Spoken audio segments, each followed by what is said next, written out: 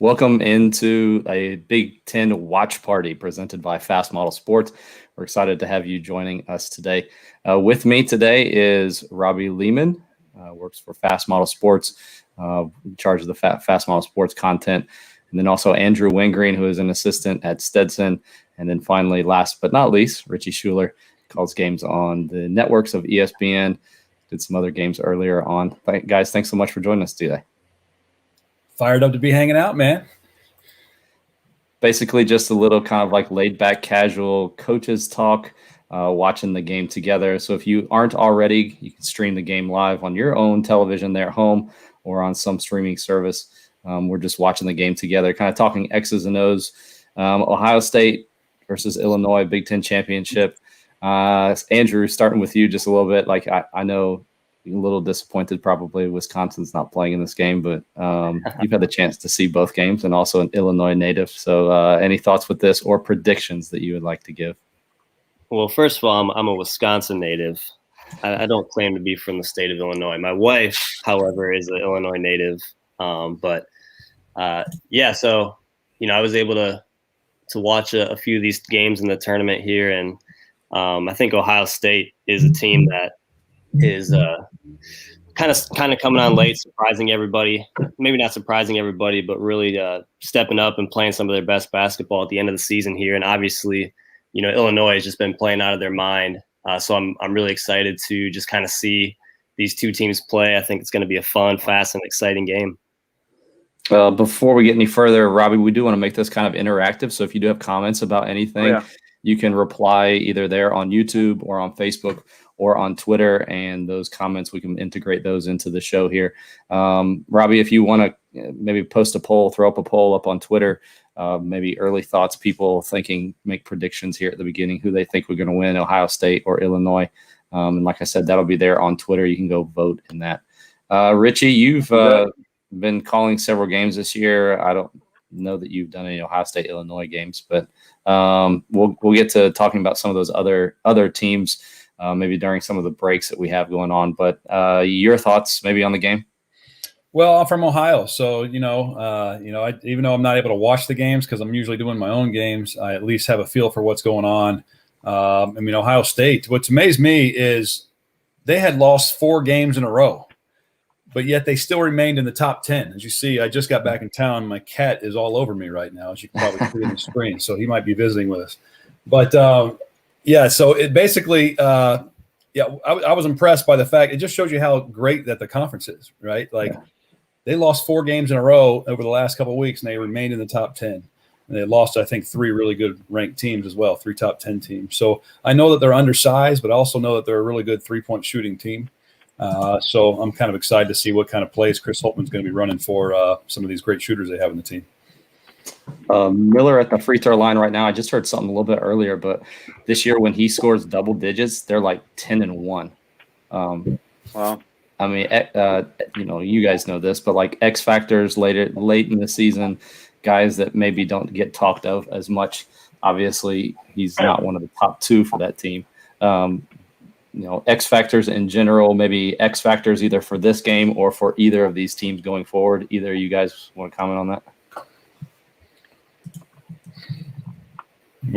Go ahead, Wingreen, unless you want me to take over. No, I think the X factor, in my opinion, man, is the man wearing the mask. Obviously, he is such a good player, and he's been incredible in this tournament. And I think that if Ohio State can find a way to contain him, and I know they got Cochran inside as well, but if they can find a way to contain him on the perimeter and just limit his scoring, I think that Ohio State's going to be in this game. I wanted to see Richie show up in a Dosunmu face mask. I was a little disappointed when he just showed up with just his normal face with no mask on. But appreciate that. Thanks for the love, man. Obviously, I don't know that you can call him an X factor, but like Kofi in the middle, when you have somebody that big, it was a lot of fun. Robbie, I don't mean to throw salt on a wound, but it was good. It was fun to see like him and somebody the same size going against each other yesterday with Luka. But undersized. Yeah. Liddell, I don't know. Who's matched up with him right now? Is it Liddell? No.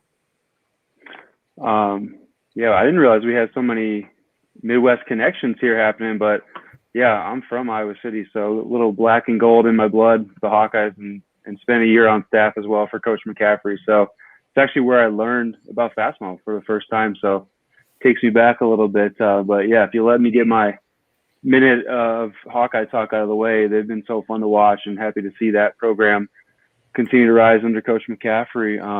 But yeah, just didn't have enough legs yesterday to get past this Illinois squad, who's up to a pretty quick start here. I think it's no, sorry, Tony. I think it's impressive. I mean, you're looking at 9-10 teams possibly going to the big dance from the Big Ten. Yeah. Absolutely incredible to me. That's I don't know what the record is, but if they get 9 or 10, that's got to be close too, doesn't it? I was going to say, Tony, I'll throw another poll too about is the Big Ten the toughest conference, but real quickly here, do we need to do anything with the link to this show, and then I can start a thread off it? The link should already be up on the Twitter page, and then you can just add to it underneath of it. All right. Should be good there. By the way, I'll be listening, boys, but I'll be kind of doing the behind the scenes stuff too. So that's great. Yeah, I mean, any chance Kofi doesn't set the Big Ten tourney record for field goal attempts today? Obviously, when you have somebody of that size, we were just talking about that with like Garza last night, but somebody with that size, your game plan, of course, is going to be concerted effort to get him the ball and his touches as many as possible. He just had one there on that last possession for Illinois. Here's something though, Robbie, as you get that stuff set, and we can switch over to it here in just a few moments. But some of the plays that Illinois and Ohio State are running today, both out of bounds, early offense type stuff. Actually, Illinois just ran one down on the other end here.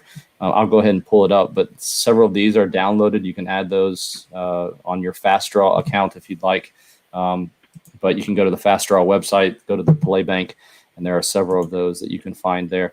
Let me pull this first one up. So there are two that Illinois will run, and obviously a lot of ball screens. I was looking just last night about it. I think that is their third go-to is ball screen. Illinois setting a ton of ball screens.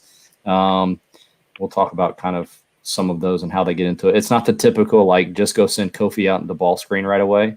They do a couple different things to eliminate help as obviously if you just send him straight out there, you can trap or not really causes that much disruption on the perimeter. But one of the plays, the one that they just ran here, let me pull this one up here for you.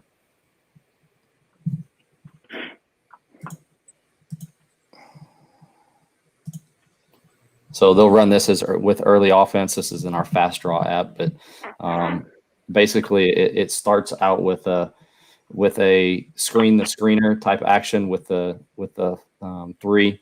So you'll go and set the screen and you end up with either a back screen or this other one here that I'll pull up. The three will screen for 5. So that's what I was just talking about with, instead of just sending Kofi out to just go ball screen right away, they'll go screen for him, and then he'll come out and set a screen on the ball. That was something that I saw for the first time. I'm sure he wasn't the first one to do it. But the first time I saw that was Rick Pitino when they faced Duke in the NCAA tournament several years ago with Mason Plumlee. And would go and screen and then come out and try to set a ball screen. Just kind of slow the X5 down while he's coming out to give help on the ball screen. So you end up with like a late help on the ball screen, take away any kind of like hedging or trapping or anything like that. And then obviously, you guys like to start out throwing it inside as a coach, try to establish that presence. Helps if you got a guy like Kofi or Garza, but just curious. Yeah, I mean, if you have a guy who's that dominant in the paint, I mean, you love playing that inside-out game and just getting those paint touches because it makes the defense work and gets them out of position sometimes, and you can kind of take advantage of rotations a little bit. But I expect Illinois to really try and pound it inside and try and get him going early here. I 100% agree. I think you have to throw the ball down inside the paint just to keep the defense honest, to keep them balanced. Even if your post player isn't incredibly effective, it's still going to get perimeter guys, defenders, digging down a little bit. If they're really good, you're going to get traps. Then you got the rotation Andrew's talking about. But, man, if you got a post player that can withstand a trap, but also be effective when the trap doesn't happen, you got something special, because if they can take that trap and pass out of it, obviously you're going to have some really good 3-point shots and some penetration off the perimeter. In my opinion, there's too many teams that try to go outside in instead of inside out, and I don't think they're as good as a result. Yeah, one of the things that Underwood does frequently, that may be something to watch for, I just saw it, but they high-low a ton. So they'll do several different like actions into a high-low. So they'll start out a horns play. I've seen them do a horns play, go into a high-low. I've seen them do several of that play that I just put up, where they'll do some motion at the beginning and then get a high-low. Obviously, like you guys, I mean, maybe one thing to do, Andrew and Richie, you guys can speak to this, is either what you like to do as a coach, or maybe Richie, what you've seen done this year. But especially as teams move away from playing with more big men in the post. But when you do face somebody like a Garza or Kofi and the ball goes in there, do you like doubling it? Do you like doubling it right away? Do you like doubling it with the same guys? Like, what's your philosophy with that? And what do you think might be the most effective thing to do with him today? I mean, you really have to look at what other weapons you have on the perimeter, and I think it changes from game to game. Obviously, with Illinois, they got some guys who, you know, are really good athletes. They can shoot the ball really well. They're just hard to guard. So if you start double teaming them, you know, you have to be really creative with how you do that, not to give shooters open looks, not to get, you know, you still want to make the matchups hard on them. But I don't know how much Ohio State's going to double him today. I mean, they might do some digs or some stunts at him, but it's definitely something they might need to consider, especially in the second half, if he has a big first half here. Richie, before you go real quick, Illinois just threw the ball in on a baseline out of bounds. They run a 4-low series, and a lot of coaches love the 4-low stuff. And there are actually several of those on Fast Model. We can kind of bring those up again maybe the next time it goes out of bounds on the baseline there. That's not the only thing that they run, but they do have a 4-low series. So those are available, like I said, on Fast Models Play Bank if you're interested in those. Sorry, Richie, if you want to say something now about doubling the post and big man. Yeah, absolutely. I think you know, obviously every coach knows their team better than anybody else, so they know it works for them. Every coach has their different philosophy. That's one thing that I've really enjoyed about, you know, I've been out of coaching now, you know, as far as college coaching, 8-9 years, as I got into the television side of it. And it's allowed me to see all these different teams practice, all these different teams prepare for their games, and then in game. And all styles seem to work as long as you're coaching it the way that is effective for you. And obviously, you know, with the dominant big man that we're talking about, I think there is probably going to be some sort of trapping at some point in the game. I'm not a big fan of trapping from the post, you know, from the opposite block, just because there's oftentimes way too many rotation errors and just leads to an easy layup or a dunk, especially at this level. But, you know, being flexible in a way to potentially trap in the wing or the top of the key, I've seen that be very effective. And I've seen some teams out here in the west side of the country where I'm at now, and a lot of them do it that way, or one in particular that I'm thinking of, and they're one of the best teams in the country year in and year out. So don't leave open that open layup down by the basket. I think you'll be okay. Yeah, for sure. I'm with you, Richie. What's that? Go ahead, Robbie. I was just going to say, I'm with you, Richie. Similarly, you know, left coaching, and I'm on this side of things now with Fast Model, and I enjoy that aspect to it. But, you know, what we've come to realize, there's no right or wrongs in this game. It's just what you teach, what you believe in. You know, you can win in different styles. We all know that. So it's fun from my aspect to kind of foster these discussions and moderate some of these chats, because, again, it just comes down to what you believe in as a coach. Yeah, they always say, coach what you know, right? Coach what you know. Don't try to be somebody else. And you know, there's the big debate about all the shot clock stuff, right? And to bring that in, Robbie, to your point, that's what it kind of disappointed me when we lessened the short clock, and I'm the minority there. I think most people like that. They want to be more like the NBA, but it kind of disappointed me because it changed the styles of some teams. Like, some teams don't have the guys. They don't have the guys that can go out there and run up and down. They got to run a slow style to have a chance. Yep. And I thought it hurt guys that run like the Princeton offense and things like that. That's just my personal opinion. Bunch of points in the paint already. I mean, Kofi leading scorer with 6 points, already 5 touches. Again, kind of like that. You know, as you watch how they get to that tons of screen and rolls. I think I just saw. So pick and roll Illinois offense, almost 18% of their possessions. That's the second most thing that they do. And then followed by post ups at 13% of their possessions. Andrew, what were you going to say? I mean, if you're just watching when these ball screens happen, like Cabello, number 5 for Illinois, man, he's doing a fantastic job just being patient, coming off these ball screens. A couple possessions ago, he came off, they ran that box baseline out of bounds play, and Cockburn set a ball screen for him, and he was just patient, got into the paint, scored floater. Next possession down, he's really doing a good job of engaging Kofi's defender and just really going right at him, and it's opening up, these wide open dives for Cockburn to go to the rim, and Ohio State's not doing a very good job tagging off the ball right now, but Cabello's doing an awesome job just being patient in these ball screens right now. Yeah, what do you guys like to do with that? Because I mean, like that, their late rotation there, and he got scored inside. Like, are you willing to give up? Are you willing to give up Kofi getting 30 today on giving late rotations, or do you come over and take that off? Take that away, and then potentially give up that shake action on the backside for a wide open 3. I mean, at this point, yeah, I think you gotta make an adjustment, right? He's got 9 points, and they've all been kind of on the same type of deal with the ball screens, and you're down 9 points.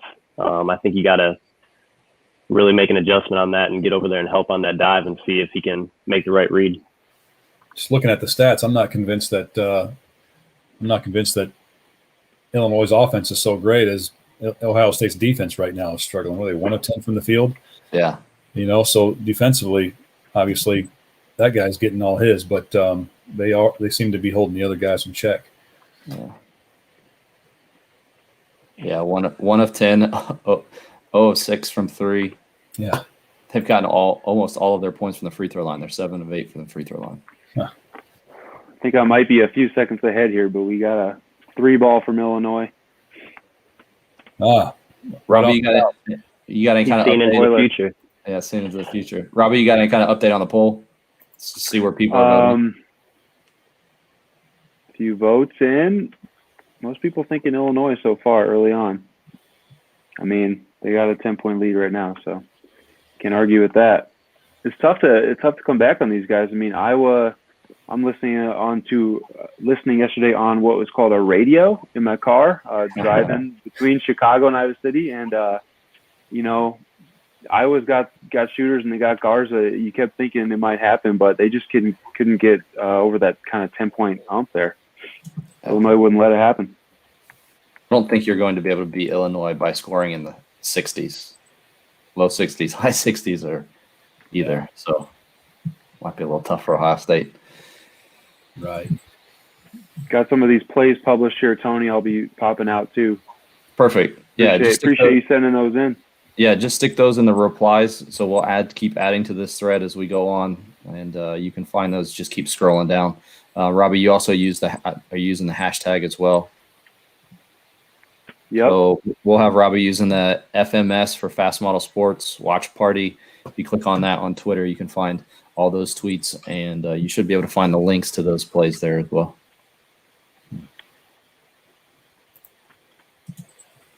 Robbie, I'm with you. I'm looking into the future, but you're about 3 seconds ahead of me. Right on. All right, we got a couple. Let me put one in here, just kind of as we're waiting here. Question Josh asked: will Michigan be a number 1 seed? So kind of sticking with the Big Ten.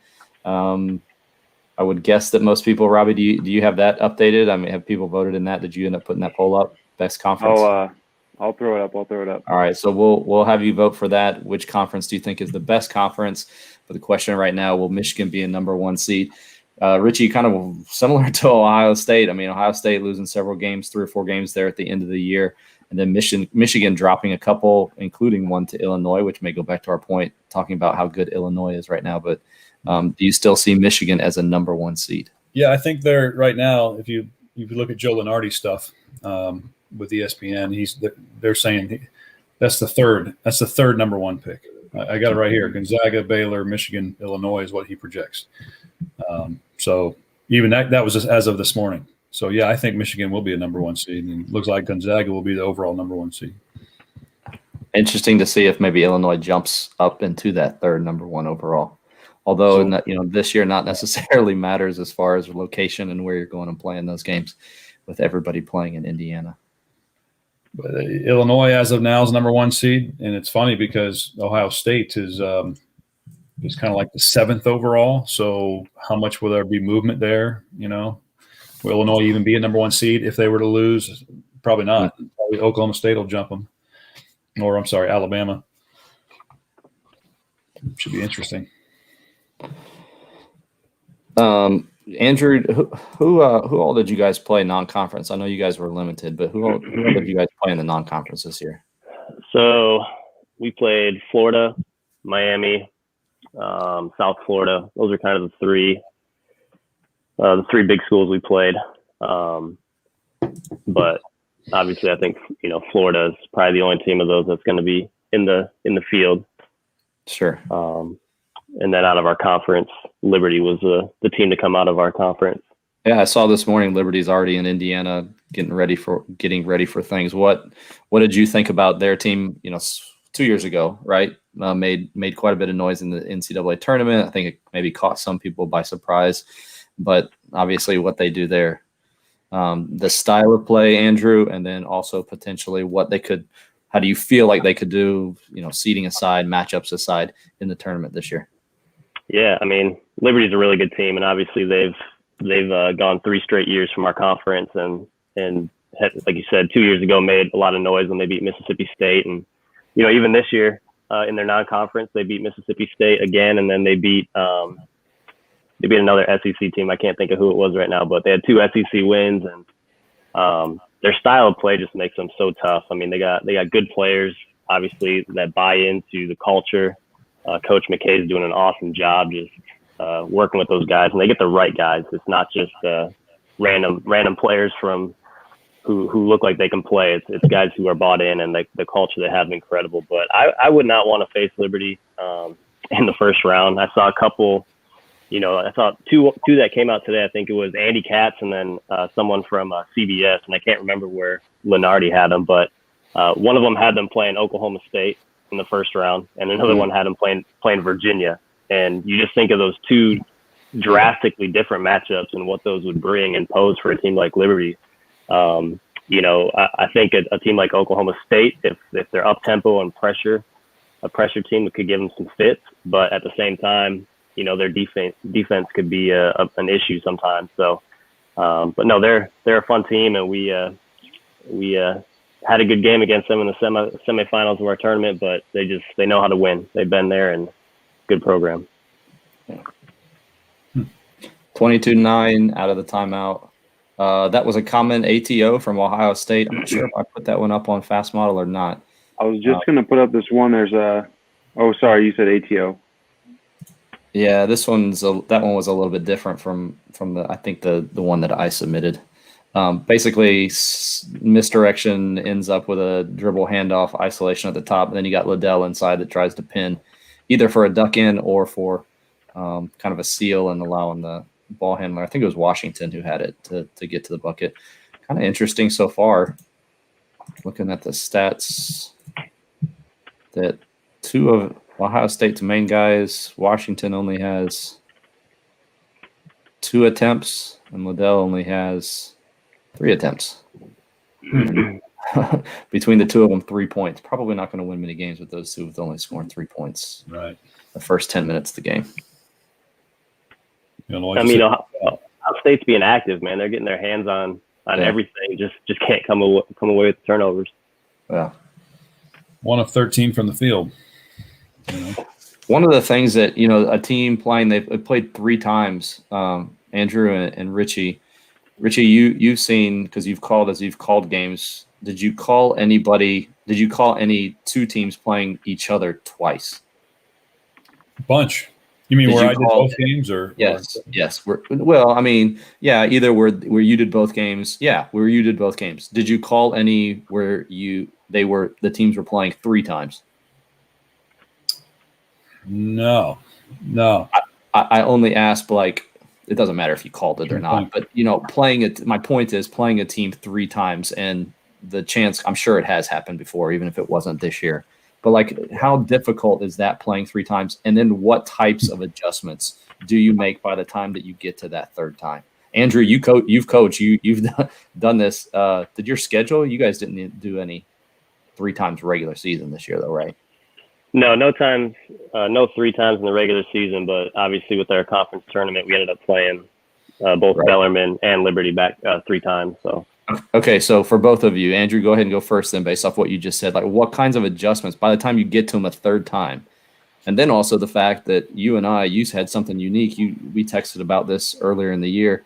You were playing the same team on back-to-back days. You guys were one of those conferences that played a Friday night against the opponent and turned around and played them the second day against the exact same opponents. How unique is that, and how did the adjustments go, good or bad? And then how did it go? How is it playing that team that third time, and what kind of adjustments do you make with that? Yeah, I mean, the back-to-back thing was definitely hard. I mean, I know, from a coaching standpoint, it's really hard to make the necessary adjustments on less than 24 hours, especially when maybe you just have a shoot around or you don't have any time to practice at all. You're kind of just talking through it, maybe drawing some stuff up and do maybe a little walkthrough in the hotel. But it is tough, and especially, we had a really young team this year, and back-to-back games for a young team was definitely a hard thing to do. But playing, the third time is definitely tough. I know, Bellarmine, and our first time we played Bellarmine the third time, and they had beat us twice in the regular season. Both times they came back from large deficits. So we just, the adjustments there were, hey, we got to obviously execute, but it comes down to heart and toughness. And it was one of those games where you can make all the adjustments you wanted, but if you didn't play tough, it didn't really work out. And then with Liberty, man, you just have to find a way to get through their pack line defense and handle their double teams in the post. And again, even when you make good adjustments on them, they are just so good at figuring out a way to win. But it's definitely tough to beat a team 3 times in a row. All those times one team won twice and one team won 1 time. So, man, Illinois is just so tough. Even some mismatches for guards in the post. Sewing just had one and missed one point blank. Had another drive to the bucket with Washington active hands. That's tough. Yeah, I'm glad we talked about the third matchup, because I wasn't sure if that's like a media thing, like people want to always talk about that. Oh, they beat them twice in the regular season. Can it happen? But, you see it both ways, I guess. Yeah, the old adage, it's hard to beat a team 3 times in a year. Tony, I'll give you the perfect example. I had UC Irvine, UC Santa Barbara, December 28th and 29th. The way the Big West was doing it was back-to-back games every weekend. So you played the same opponent Friday, Saturday every week, and you just played at one place. So both these games were at UC Irvine, and UC Santa Barbara just got crushed down inside. UC Irvine was dynamite down inside. UC Irvine's always known for being a phenomenal defense and rebounding team, and they really didn't do a good job, UC Santa Barbara, down inside the paint. Well, last night was those 2 teams met each other in the conference championship game. It was on ESPN2, and I was there watching, enjoying the game. And that's exactly what UC Santa Barbara did, was they went and finally established themselves down inside the paint and complemented that with their shooting from the outside, and they ended up winning by like 15 points. So, yeah, I think that was the adjustment that they made. I'm making it sound very basic. I'm sure there's many more adjustments that were made. But in that particular case, UC Santa Barbara is really the more talented team, just lost twice to an incredible defensive team. But once they found a way to finally get some buckets in the paint, for them it paid off, and they won the conference title. Interesting. Well, here's question. I'll even say this really quick, Tony, in regards to that third game. We talked about Liberty a little bit, and we split with them in the regular season, and both those games, their best player, Darius McGee, he's 5'9" guard, player of the year in our conference, and we did a really good job defensively on him, throwing some box and one, some face guard him a little bit and kept his scoring down, which I think helped us. We did the same thing in the conference tournament, but the guy ended up with 9 assists. And I think I don't know all the adjustments that Liberty made, but when you find a way to even just use a player differently, like they understood we were going to take some of that stuff away from Darius and not allow him to score, but he became a passer and someone who generated offense a different way. And just knowing little things like that and getting players to buy into maybe a little different role is so big in that third game. 13-point game right now, 27-12. Liddell finally scored his first bucket. Question that Duran sent in here. 2 questions. First one, how did having Cockburn on the floor, does Ohio State need to quicken the pace of play? And the second one there, with him on the floor, does Ohio State need to be more aggressive getting to the bucket and the free throw line? First one there, Kofi, does Ohio State need to quicken the pace of the floor? Your thoughts on that? Who did you say? With Kofi on the floor, having Kofi on the floor, does Ohio State need to quicken the pace of play? Absolutely, in my opinion, absolutely. I mean, he's not the fastest guy up and down the floor.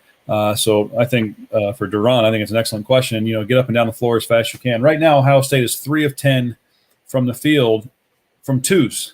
Yeah. So with him out of the game, be much more aggressive getting to the bucket, attack the rim, because I'm sure if he's not blocking shots, he's certainly making the Ohio State players hesitate and changing shots when they do go in there. Something I just saw, ball went into Liddell, and when you have somebody that big with Cockburn right behind him, you don't have to go double. We were just talking about that, but you don't have to go double. And that is where it's all about creating advantages on the floor. And we talked at the very beginning about throwing the ball into the post. Everybody knows you're supposed to do that. What's the real point? What are they trying to do with that? Everybody says, we were trying to get an open shot. No, you're trying to get the team in defensive rotation so that you can get an open shot. But when you throw the ball down into somebody who's 6'7" and the person guarding him is 4 inches taller than he is and much larger in size than he is, you don't have to go double. And that's what I just saw. I saw the ball go down into him, and the Illinois guys just basically turned around and okay, go for it. Go attempt to go score on him. And you could see the guys on the perimeter basically just stand there useless, rendered useless. So obviously then on the flip side I saw it right after that, ball came down, ball goes into Kofi, and there were 3 red jerseys around him immediately. They fouled him, but there were 3 red jerseys around him immediately. I guess that answers the question that we had earlier. Do you go in double? The answer to that question is no. You go in triple, apparently. So goes in 3 guys. But if you have he's up to still at 9 points, 4 for 6 from the floor, and 1 free throw. The second part of that question that Duran asked, should Ohio State be more aggressive in getting to the bucket? That always sounds like a great idea, but you got to be able to beat the guys that you're guarding on the floor, and that's not always an easy thing to do. In my opinion, Illinois' perimeter defenders are pretty quick and can stay in front, even if you have a size advantage. They have active hands. Is that, Richie? Is that accurate? It sounds easier than it is. We that's kind of that sometimes is no offense, but that's sometimes play-by-play guys talk, right? Hey, they need to be more aggressive. Yeah, it sounds great, but it's a good thing I'm not a play-by-play guy. I'm the color exactly. Yeah, I decided to change it right at the end, not to offend you. No, I mean, but here's the thing: when we're doing games, we have to put it in the simplest terms. We can't get too technical because the average person watching doesn't know it. I mean, obviously, if Cockburn's out of the game, they're going to probably have a little smaller, quicker guy. So it still might be difficult to beat that guy off the bounce, I would think. But you do see, I had one time when I was coaching, I had the best shot blocker in the country, 4.2 blocks a game, Division II at the time. And when he was in the game, guys were scared to drive. When he was out of the game, they got big eyes, and they couldn't wait to drive into the paint and make and try to beat us off the bounce. It was complete change when he was out of the game. So I would think that some Buckeye players would be thinking the same thing when he comes out. Yeah, for sure. Tony, as far as attacking the rim too, I mean they've shot Ohio State has shot 11 free throws. I mean they're not doing a bad job attacking the rim. So right now I think it's coming down to making shots. They're going to have to maybe make the extra pass, find a little bit better shots, and get them to go in. Tony, you want to talk a little ball screen coverage here at some point? I know a couple of years ago you did a blog for us breaking some different options now, but I noticed Ohio State's hedging, recovering. Yeah, which is actually something that I don't – Richie, you can attest to this as you watch games West Coast to get that perspective, some of the teams that we don't necessarily watch as much. And then, Andrew, to what you guys do as well, but just talking about, ball screen right there from Kofi and then a quick hedge and recover. See, I mean, that was a perfect example of it. Like Kofi went out and out and hedged. And as soon as the Ohio State, Liddell, sorry. So Kofi set a screen. Liddell came out and hedged, which means as soon as you hedge, somebody has to go over and stunt at somebody. And a team like Illinois, especially point guard, able to recognize that and know who to throw it to, made the right read, threw it to the guy in the corner, shot faked, was closing out, guy left his feet, which you're not supposed to. Here's another 4 low underneath. Go to the fast model play bank and download these. I think I have that one on there. But quick recovery, got him off his feet. He jumped, and now you're at a 5-on-4 disadvantage. And long story short, it leads to a foul. So, yeah, I mean, we can talk ball screen coverages with that, analytically speaking. Usually it's a drop and just kind of guard. It's drop coverage is what we call force the mid-range shot. Force the mid-range shot. Hedge. Andrew, you can talk about this, but even I would guess I haven't watched Liberty this year, but talking about pack line teams with their hedge typically. Downing, which oddly enough, I haven't seen a ton of downing this year, but I also haven't seen a ton of just come out and set high ball screens. Richie, your ball screen coverage, and it could be based on scenario, but what do you think about those? I always kept it very simple, and it's something that if I were to ever pick up the whistle gun and go back into it, I'd really want to study the different versions of ball screen defense. But I was simple. I just did a hedge and went under. Very simple. It worked for me. We played it safe. For the most part, guys didn't beat us off the ball screen. So it worked. It was simple. I have seen more and more, and maybe it's just because I'm trying to pay more attention to it, but I've seen more and more we're trapping in the ball screen more than I remember in the past. So maybe it's just, the leagues I'm in or whatever, but I'm seeing a little bit more of that, especially if they don't feel like the post can do anything with the ball when it catches it. So, but yeah, I'm very interested in learning more about ball screen defense. So I'd be curious to hear what you guys say. Yeah, I think it's interesting, even just watching Ohio State. I was saying earlier how they really weren't tagging a whole lot on Cockburn when he was diving to the rim, and just this last possession, Illinois hit a 3, but they tagged really well. They really sold it, got down into the paint and tagged it. But again, Curbelo was just doing such a good job getting off the screen, holding his guy off on his hip, being patient. He's reading that tag help, and every time he's reading it, he's making the right play. And I think that's really, really interesting to see. What do you guys do at Bob Jones, Tony? Did you shift your strategy a little bit? It's based off of where the screen is happening and what's happening. I mean, you're seeing right now a lot of like perimeter ball screens, and because it's involving Cockburn, they've made the decision just right there with either the bigs. They hedge and then recover, which just got a turnover off of it. So I mean, I'm not saying it's the wrong thing to do, but for our players, it does take a ton of drilling to do that. So we don't hedge and recover. We are either on a perimeter ball screen, we just straight switch it. I did more trapping, ironically, which, like Richie said, I did more trapping this year, and I would advise coaches to do more trapping, because especially if you're a team that doesn't necessarily generate a ton of turnovers, it is a higher risk, higher reward type thing. But yeah, I do see that as well. So we will either switch.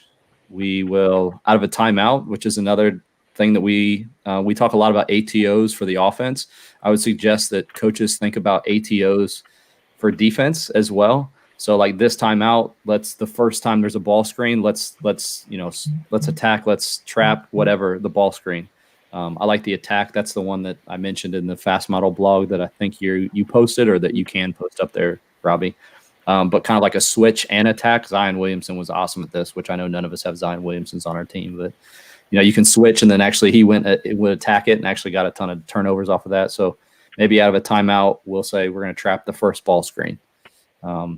So our primarily ones were switching on the perimeter, downing high ball screens, which there aren't a ton of high ball screens in this game, but keeping it on one side of the floor. Ohio State with their duck in as well, high-low, looking for that. I think that one's in the fast play bank. But those were the main ball screen defenses that we ran. Would you run a ball screen differently, say in the wing corner area as opposed to the top of the key? Yeah, for sure. Again, I would probably say like our philosophy hinged on who was involved in the ball screen. So right now, Illinois is primarily everything 5-1 or 4-1. So that's why you're seeing primarily hedges. But for us, a lot of those happened with similar size players. So we were like 3-1 or 3-2 with setting a ball screen, or even in our league 4-1. There wasn't much height difference. So we would actually just switch it to make it easier. Again, the whole point is like to keep your team out of defensive rotations, because as soon as you start, that's what every coach is terrified of. They're terrified of defensive rotations because everybody can rotate the first one, but 3, 4, and 5, and you're just giving up a bucket. Right. Here's for those that are watching again, keep following the thread here on Fast Model. You can find a ton of the plays that are being run here, some of the things that we're discussing as far as ball screen defenses. Playing in the post, I think there's a couple articles, Robbie, with post defense that are on the site as well. And Robbie, did you have an update on the poll for the Big Ten being potentially the best conference in the country? Let's see what people think here. Refresh the feed. 62% yes, best conference. My question would be, get some feedback from you guys, the second best conference in the country. The second best conference in the country. That's a good one. Man. I think if I had to pick the second best, I'd go with the Big 12. Somehow I knew that's where you were going, but I cannot disagree. I used to like to disagree with Andrew. Andrew and I were on the same staff. Sometimes I just disagree with him just to bug him, but I would have to agree. Richie, maybe not conference because they're spread out a little bit more, but like groupings of team or a couple teams in the yeah. So those that are watching, I will come back to that in a second. Those that are watching, who do you think is the second best conference in the country? The second best conference in the country. Nathaniel's going with the Big 12. Nathaniel, we would have to agree. Or Andrew and I would have to agree. Richie, you didn't give your opinion. Who's the second best conference in the country? These conversations always get me because what does that mean? It's like most valuable player of the year. What does that mean? Were they most valuable for their team? Was the most, what does that mean when we say best conference? Does that mean top to bottom, deepest? Because then it's definitely Big 10, and number 2 would be either Big 12 or ACC. It's amazing how far the SEC has kind of fallen a little bit, but then again, I would maybe disagree with that a little bit. Okay, tell me. The reason I would disagree with that is just simply because the teams that are being represented aren't. So we lost Kentucky, but you gained Alabama. LSU again, which I don't know how they're playing.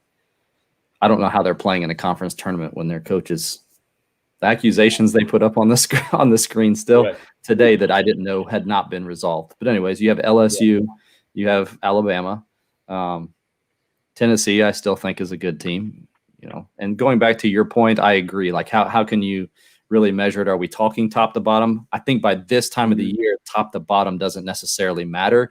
Like who's in the tournament. So who's the best conference that has teams in the tournament, and the volume of teams that are in the tournament from a particular conference. So maybe define it that way. Yeah, because then you have a team like Gonzaga, who's in the WCC. There's only going to be 2 teams out of that league coming, but I think Gonzaga is the best team in the country. Sure, I think they have been for 2 straight years, but I wouldn't say they're the best conference. So it's just complicated. Is it teams that will make the NCAA tournament? That's what would be the best or second best team or a conference in the country, or is it just the strength of those teams that are going to the NCAA tournament? It's a good Tennessee shout out, Tony. I know you like yourself some Rick Barnes X's and O's, so we definitely got those on the bank too. I do love some Rick Barnes. You can find those plays on the Fast Model Play Bank. I got several of those on there, but he does some great job with that. I will go back, though, to the Big 12. I actually just talked to Rich Hollenberg from ESPN. He's actually calling the game today. But talked to him, interviewed him for the podcast, which, shameless plug, new podcast dropping tomorrow with Jordan Sperber. That one's really good. Great analytics if you're into that, kind of looking into X's and O's as well as the teams for March Madness. I've kept the next 2 weeks here. And then Rich talked, episode which will drop probably on Thursday or Friday of this week. Talked a lot about the Big 12 and kind of talked about the mindset and the pivot of adjusting to your players, and kind of like coaches that have done it one way a really long time, kind of switching and doing things differently based off their personnel. He was talking a lot about Kansas, which super disappointing if you're a Kansas fan, not being able to finish out. But he was talking about the pivot that they've made with kind of playing 5 out this year a little bit more. And, of course, Baylor and their adjustment, that kind of thing. So tough shot right there from Ohio State. Yeah. I have not looked at the shot chart. I don't know if either of you can pull that up or can look at that. But just the amount of shots and where they're being taken in the paint. Even the shots that Ohio State is getting around the basket are contested very well by the Illinois players. Albeit smaller players. I mean, case in point right there, Washington just gets in. He goes against 2. He does get fouled and gets an and 1. It's just a 10-point game. Apparently, Holtman did listen to what Duran was talking about and has sped up the game, getting down the floor. So great work, Duran, there with that.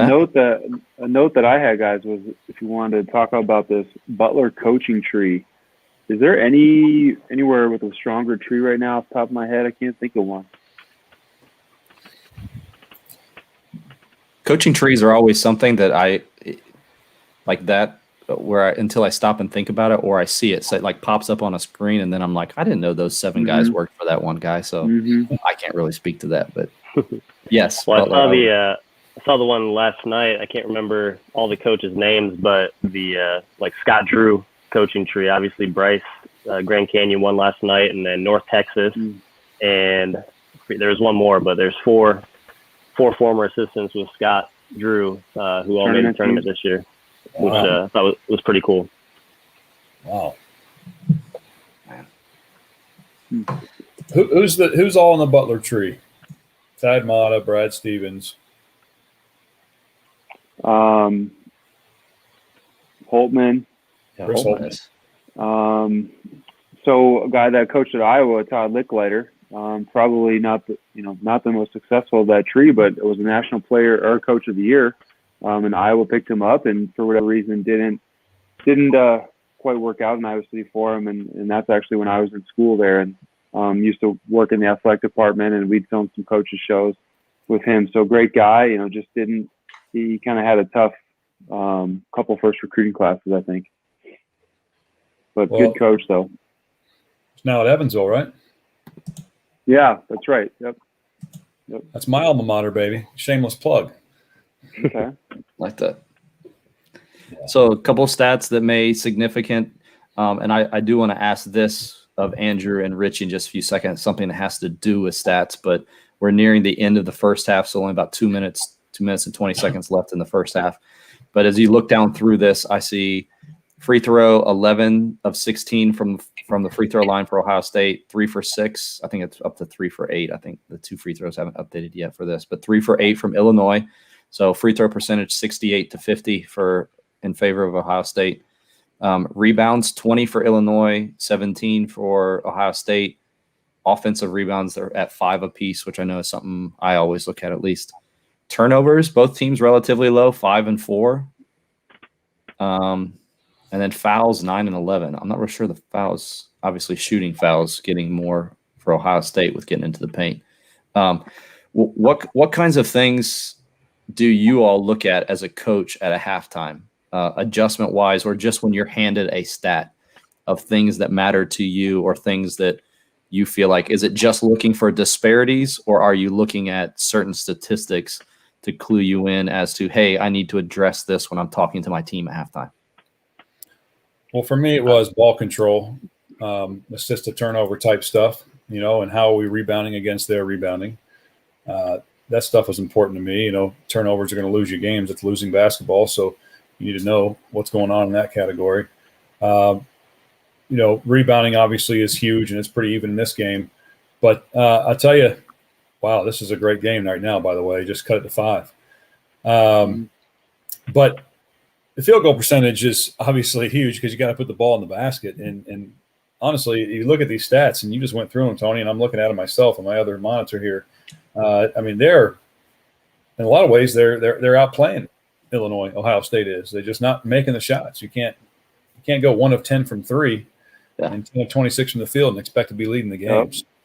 Which is something that I always am a little nervous of, because I'm looking at that and saying, if they're shooting really well, there's no way that they can keep that up. But when it goes the other way, I'm thinking, oh, shoot, there's a really good chance that that's going to even out here in the second half. So a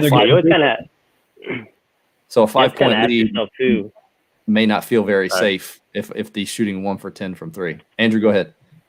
I was gonna say you kind of have to ask yourself too, like why are the field goal percentages the way they are? And I think we've had games where we feel like we're getting the ball around the paint and we're just missing a lot of like easy layups or just kind of shooting ourselves in the foot. And we've had other games too where we're moving the ball really well, we're getting really good looks, and we're just missing open shots from the perimeter. And I think you kind of have to be wise enough to answer those questions for yourself, because if you just simply look at stats and you look at the numbers, I think they can be misleading. So, understanding why they are the way they are. And I think in this game, like Richie said, man, Ohio State, they're not making shots, but even the shots they are making, they're not getting assisted. Like they're getting to the rim, they're getting free throws. I think if Ohio State figures out a way just to move the ball, make that one extra pass and then attack, or drive these closeouts and make that one extra pass and hit them, because like you said, everything's contested. They just got to get Illinois' defense moving a little bit more, and I think that field goal percentage, will look a little bit better. But right now, they're not getting good looks if they're not layups at the rim. So, man, 3-3 right to the end of the half, and then Ohio State with the steal, but didn't convert. They could have made that a 3-point game. Yeah, yeah, it's tough. I'd have to run it back to see exactly, but Illinois came out of that timeout, and I think Ohio State was in the zone, and they kind of just ball screened it, a little bit of an overload through to the corner, and hit a deep one. Yeah. Ohio State's kind of gone to the zone out of these timeouts a few times this half, which has worked well for them. A couple other things. Hungerford coach. Turnovers, 3 points in the paint, and rebounds, things that they look at. I think for us, always looking at those 4 factors. Turnovers, of course, and usually as a coach, you're looking at like whatever things you're doing worse at. Like what's the worst thing, or what is my team known for, or what have I seen that my team be bad at? So if it's turnovers, my eyes are always going like, what's the turnover disparity? And then free, effective field goal. How are we shooting from 2 and 3? Like Richie mentioned. Rebounds. So the rebounds even wise, and then what's my 4th one? Oh, free throws. And obviously Ohio State doing a little bit better free throw wise there. So those are typically some of the things that we do there. Robbie, do you want to keep this going, or do you want to stop? What we had talked about stopping at halftime, but I'll let our guests call it too. I mean, I'm having a good time, and definitely Andrew, fast. you want to stay, or do you want to go? What do you? We can do a few more minutes. Anyone has any other questions or anything like that? The plan is for us, again, depending on how far we go with this, but depending on like we said, availability and some other things, hopefully that we'll have integrated into this. We're hoping to do this again for the NCAA championship game. So in a few weeks, here in about 3 weeks, 3.5 weeks? Yeah, 3 weeks. Hopefully going to finish off the season, doing another one of these live chats. So hopefully we can incorporate some guests, like I said, into that and do some of that. So I will say, like for you guys, like what kind of adjustments are you making if you're either of the teams? Like what main things are you doing if you're Ohio State, and then what main things potentially are you doing if you're Illinois? I mean, I think if I'm Illinois, I keep running these ball screens, and I think that you just need to look. It's kind of towards the end of the half, Illinois really started lifting some of those, really all their perimeter guys, but especially guys on the weak side. They started lifting them above the free throw line, because as Ohio State did a better job tagging, with Kofi down on the dives, that lift guy's wide open, and I saw him wide open at least 2 or 3 possessions there in the last 3 minutes, but they're not really finding that guy. So if I'm Illinois, I'm looking maybe to throw it back and either hit a shot, or now we got an easy duck in for that high-low action that you've been talking about. But I think Illinois, they have what they're doing is working, and I would continue that for Ohio State. Keep getting to the paint, find ways to make that extra pass, attack closeouts, and they have to start getting better opportunities to knock down shots from the outside. But I think it's gonna be a really good game, and I honestly wouldn't be surprised if Ohio State pulled this one out, just because I feel like they they have the better game plan, for lack of a better term, or opportunity to win this game. It's just going to come down to hitting some shots. Not knowing exactly what they're trying to do, without being in the locker room and all that. But it seems obviously they're going to have minor adjustments, but I'm not sure it's going to be anything major. I mean, both teams are – Cockburn's getting it done down inside. They're knocking down three-point shots for Illinois. They're playing pretty balanced basketball. I think they're obviously going to want to not allow any more Ohio State runs, which just happened. So maybe transition defense and that kind of thing. But Buckeyes, look, they're getting great looks. They're getting to the free throw line. Some of these three-point shots are going to drop in the second half. I think they're probably just injecting some confidence into their team and trying to – they're probably very concerned about the big fellow down inside for Illinois. Yeah, I don't think that Washington stays as quiet. I know he ended up scoring towards the end of the first half several times, but yeah, I don't know that.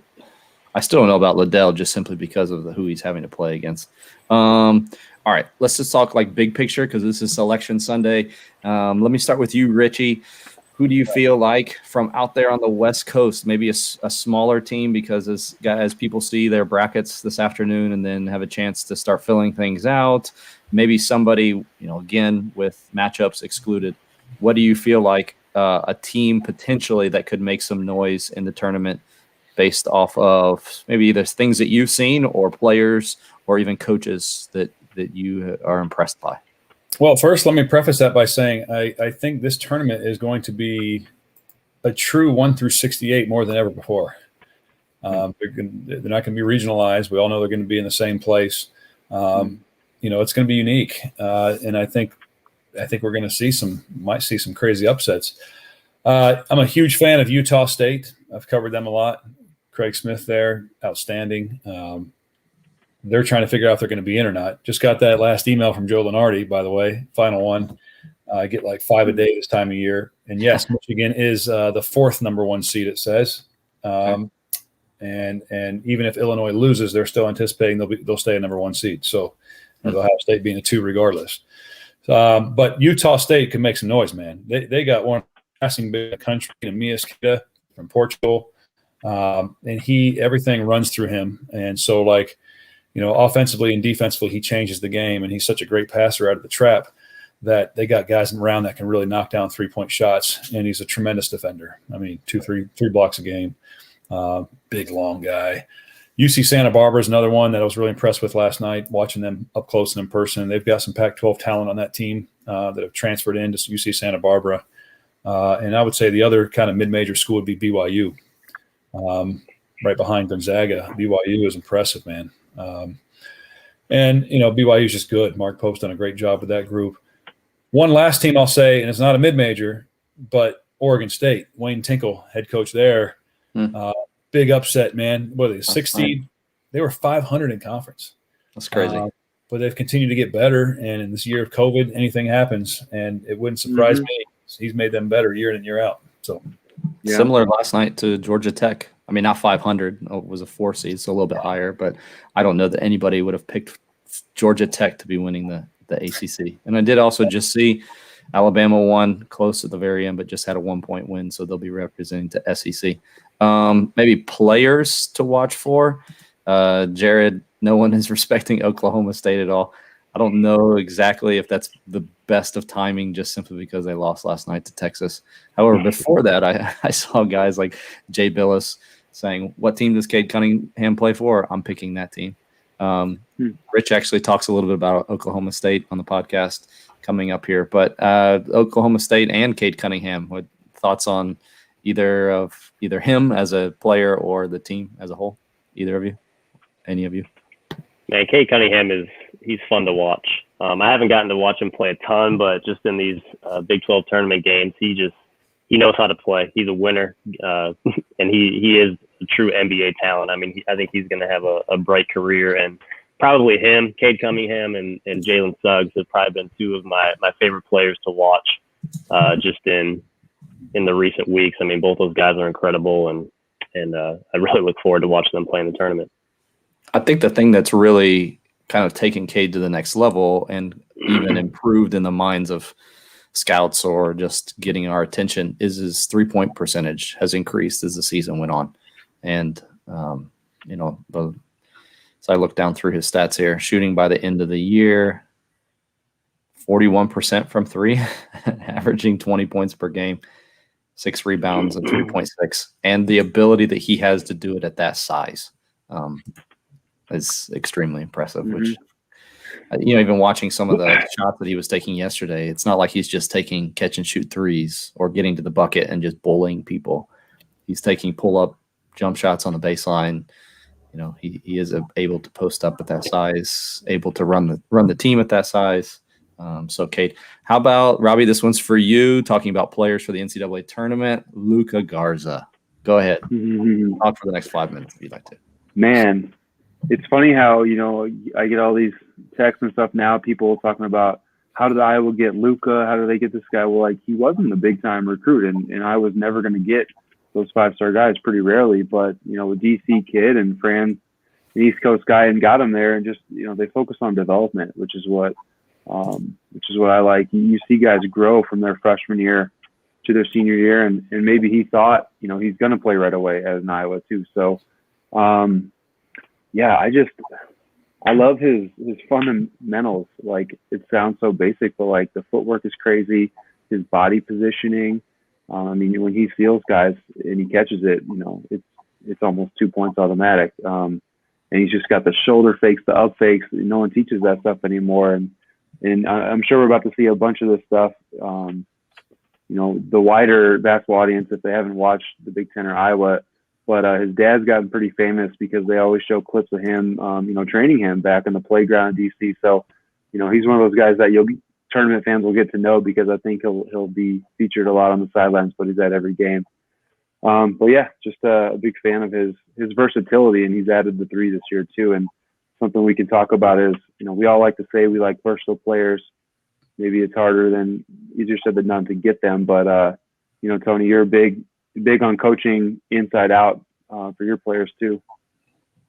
The thing that makes Garza too so tough is Iowa is one of the best shooting teams out there, man. They got Wieskamp and Bohannon. Mm-hmm. So not only is Garza just a monster in the paint and super skilled big man, but you can't double team on. You just can't leave guys on the perimeter, because Iowa has so many weapons, and they are a team that would be really scary to face, I think, next week in the tournament.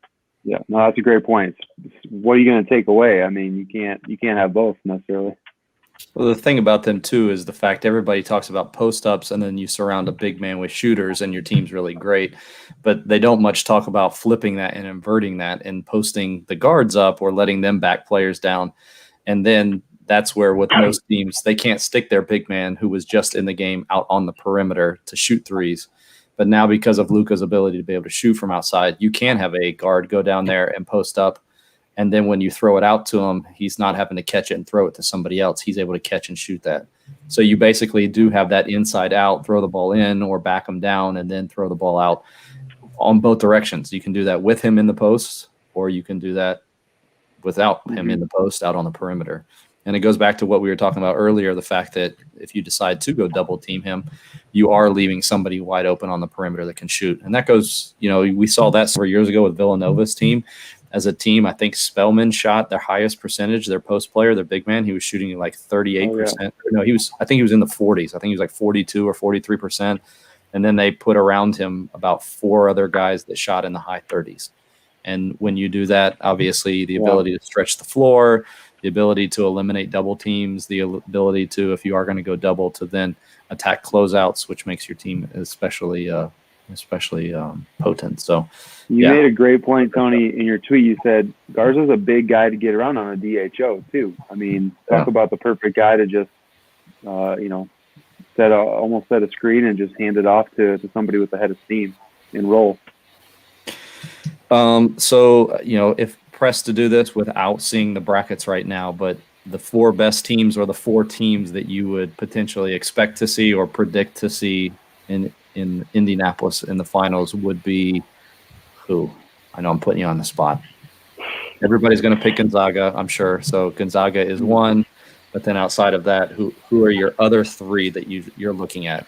Rich, if you want to look there at the bracket and kind of get whoever Lenardi as potentially. Joey Brackett. Yeah, Joey Brackett says Gonzaga, Baylor, Illinois, Michigan. Here's one. Richie, do you see it all? They're not that far west, but do you see it? Have you watched it all Houston play? A little bit. They're finishing up right now, and I think they're leading Cincinnati, but another team defensively that does it very well, and I know everybody likes to has the T-shirt that says defense wins championships, which isn't accurate, but it's a nice T-shirt anyways. But a team that plays good defense, I see them as a 2 seed here. You would say rebounding wins championships? I would say whoever scores the most points wins championship. Okay, gotcha. So, which obviously, if you can't stop the other team, then they're going to score more points. So yes, defense wins championships. Sure, you can keep your T-shirt and wear it around the egg proudly if you want to. Offense wins championships for Tony Miller. That's exactly right.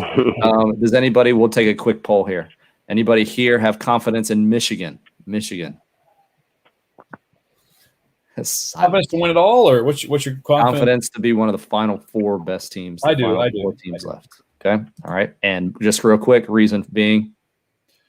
Well, they got tremendous talent. I think Juwan Howard is terrific with the guys. And then you got Phil Martelli, who's been in it forever, right there next to him. It's a great partnership, in my opinion. I mean, obviously, Juwan Howard's the man. But he's got Martelli to lean on, just because of his 30, 40 years of experience as a head coach. I would agree. I'd also say the size and the ability, again, of guards to be able to shoot the ball, and also the ability to defend as well. The team that we're watching, Illinois, You guys, we haven't mentioned his name yet, but I thought about it with the Oklahoma State talk is Brad Underwood. I mean, he's obviously been able to win every place he's been, and I can't remember if he was it was a 1 year or 2 at Oklahoma State, but yeah, I mean, have you guys watched much of him this year?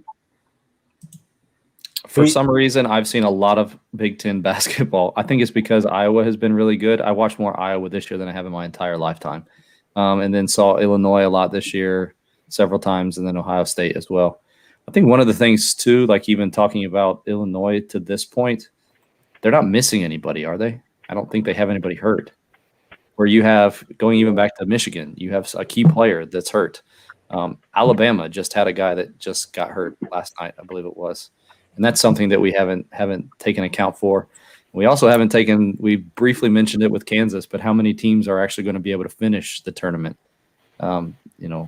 Which you can't predict that at this point. But so anyways, we're kind of getting off topic. So your 4 teams, Andrew, you remaining quiet, just wanting me to go by this because you don't want me to hold you to any of this. So who are your 4 best teams? Man, 4 best teams or 4 teams I think? What do you? Whichever one.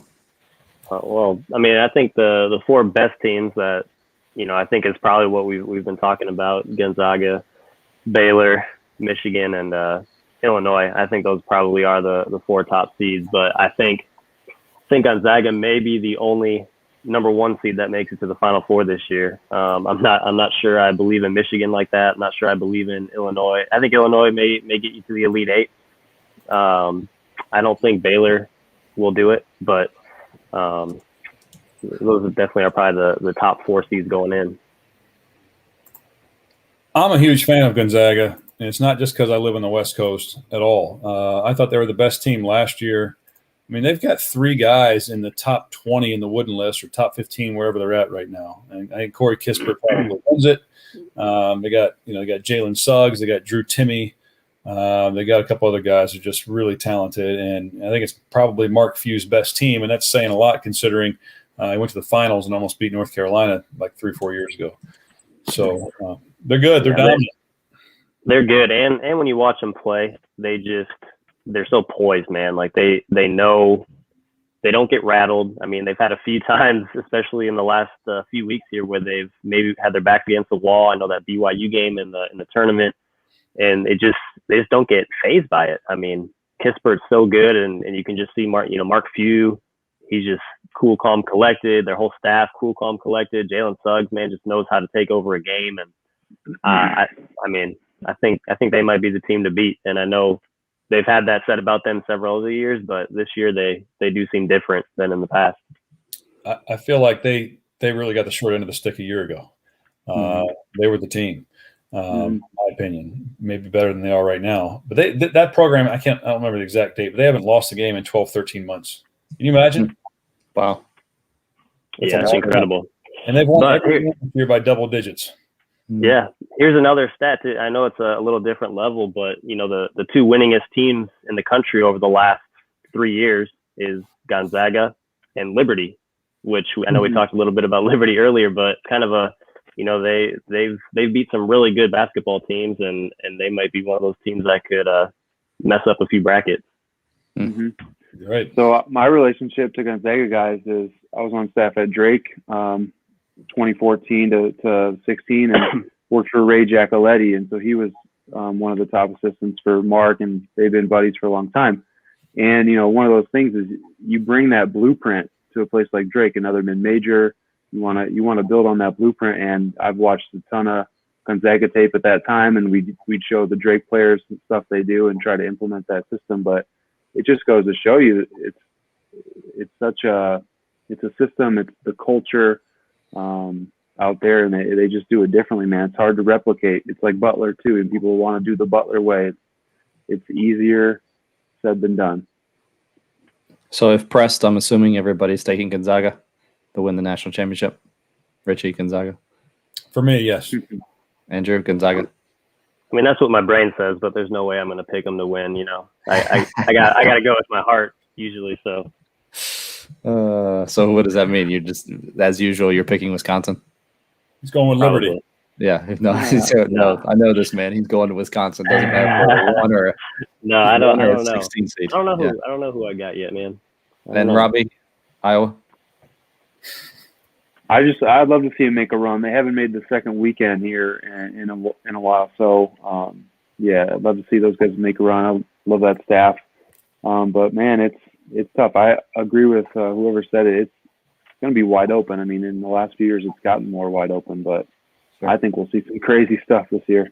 Sure. All right, before we peace out here, the score right now 45-41.